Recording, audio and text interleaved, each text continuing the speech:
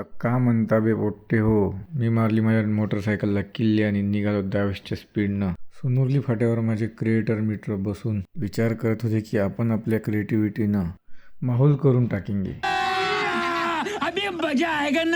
अशाच फोकणाऱ्या गोष्टी करत पोचलो आपण जिथं आमचं जायचं ठरलं होतं. तिथे असं निसर्गरम्य वातावरण होतं. अशा पांढरदेवी देवस्थान स्थळी आम्ही पोहोचलो होतो, जिथं दर दिवाळीला मोठी यात्रा भरत असते. तिथे पोचताच आम्ही लखमा माता, हनुमानजी व शंकरजीचे दर्शन घेतले. तिथं मस्त असे भावी भक्ताच्या हाताने पूजन चालू होते.